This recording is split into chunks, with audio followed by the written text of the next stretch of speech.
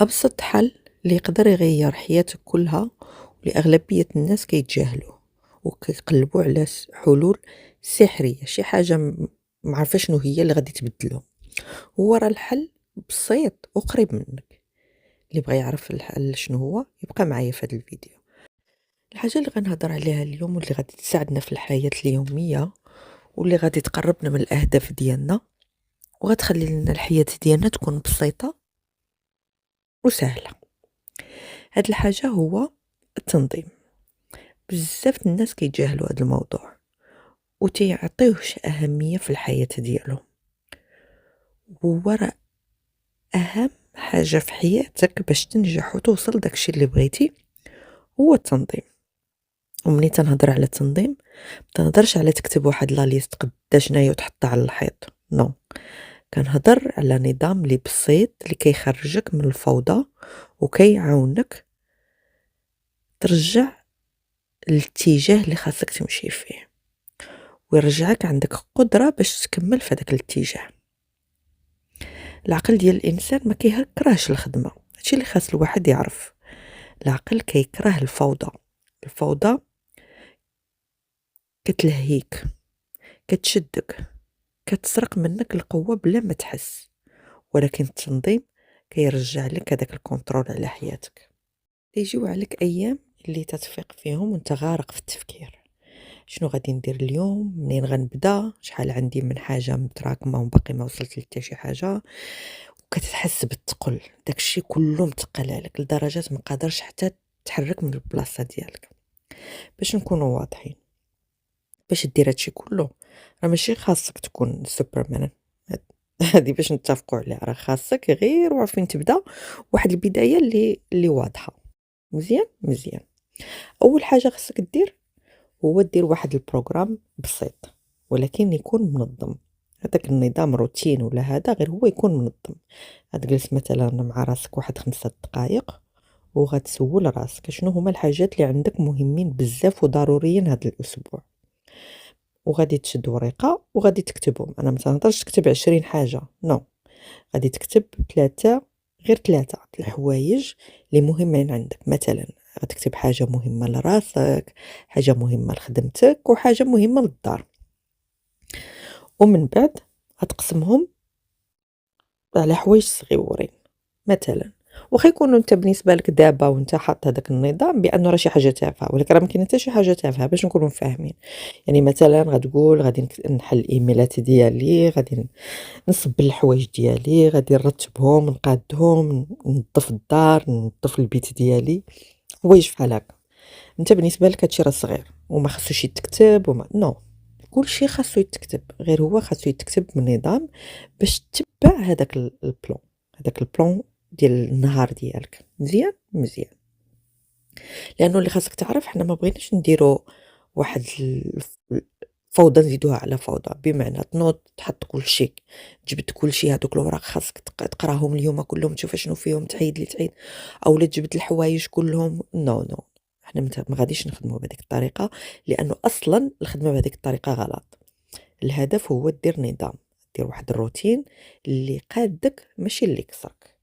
علاش التنظيم كيعاون بزاف؟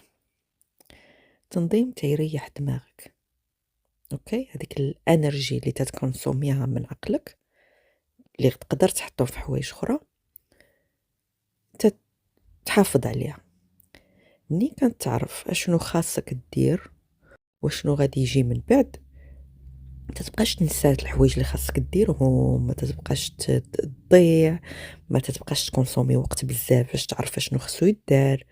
تولي عندك طريق، بحال مثلا عندك واحد الخريطه تتبعها باش ما تدوز لا هكا لا هكا. وهاد الراحه تتحسك بالقوه، بمعنى احسن انه تتحسك بان انت مكونترولي حياتك، مكونترولي نهارك، مكونترولي الوقت ديالك، لانه عارف الوقت ديالك فين غادي، وعارف شنو غدير، وعارف شنو كاين. الوقت اللي غترتاح فيه راه عارفه، الوقت اللي غتخدم فيه راه عارفه، الوقت اللي غتنعس فيه راه عارفه. كنتمنى تكونوا فاهميني اشنو بغيت نوصل لكم. حاجه اخرى غنهضر عليها هو رتب البلاصه اللي عايش فيها، دارك، بيت ديالك، هادشي راه تيساعد بزاف بزاف بزاف بزاف على الإحساس ديالك، على دماغك، على النفسية ديالك.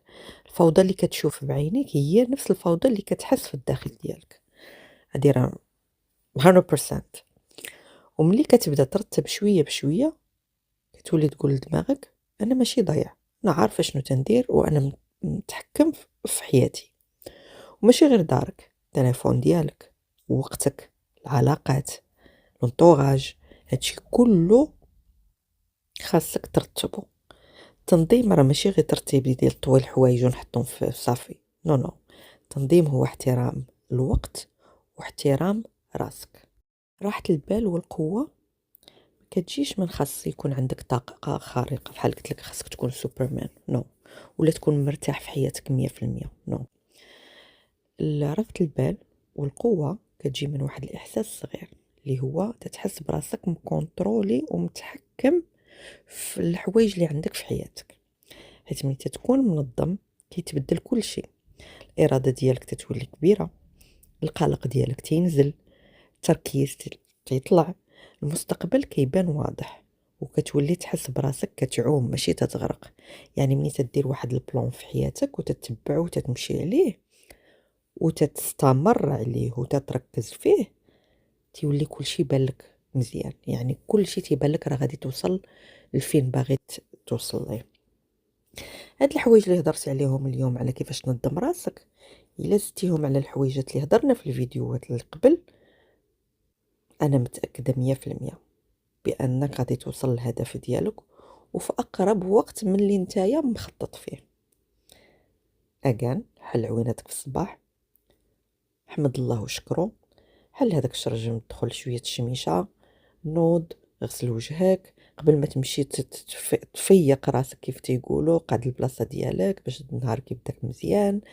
الورقه اللي حضرتي الليله قبل اللي مكتوب فيها شنو خصك دير بنهارك، وشويه الاستمرار، ماشي شويه، استمر، ورك على راسك باش تستمر وركز. ركز مع التنظيم، عيد ليا التأجيل، الكسل حنا قلنا هذاك غير قرار راه ما عندوش شي حاجه بالاحاسيس ديالك. وشوف ليا النهار كيفاش غادي يدوز، وشوف ليا حياتك كيفاش غتبدل شويه بشويه.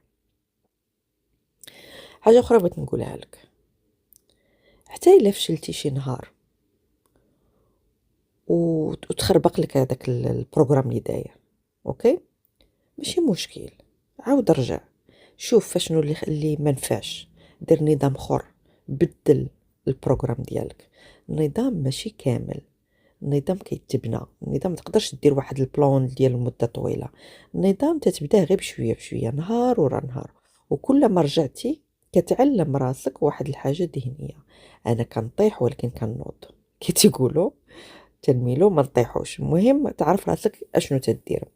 هنا كنقول لك انت تتولي اقوى من البارح واقرب للانسان اللي بغيتي تكونوا من قبل. اجان النظام النظام النظام، وهذاك النظام باش توصل به الاستمرارية والتركيز، الاستمرارية والتركيز ما فيها باس.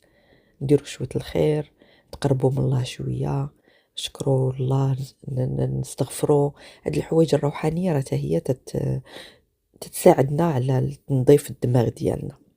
اوكي، خلاصة الحكي في هذا الموضوع كله، التنظيم ماشي رفاهية باش نكونوا متفقين، التنظيم هو قوة هادئة اللي كتحبسك من الفوضى اللي في راسك وكتحطك وسط الطريق الواضح.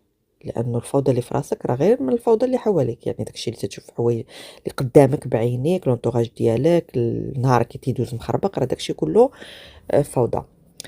الا بغيتي القوة، الا بغيتي راحة البال، الا بغيتي تتحكم في حياتك، بدا بتنظيم بسيط. وخليني نقولها لك بصوت واضح، ماشي خاصك تكون قوي باش تنظم حياتك، خاصك تنظم حياتك باش تولي قوي. نتمنى نكونوا تفاهمنا. انا فرحانه لانه تندير هاد لي فيديو وتنكون عندي كوميونيكيشن مع الناس اللي تيتصنتو. مرحبا بكم، ونتمنى بانه هاد لي فيديو تيكونوا يساعدوا شي واحد في حياته. الا كان غير شخص واحد حياته غتبدل من هاد لي فيديو، هذا هو النهار الكبير عندي.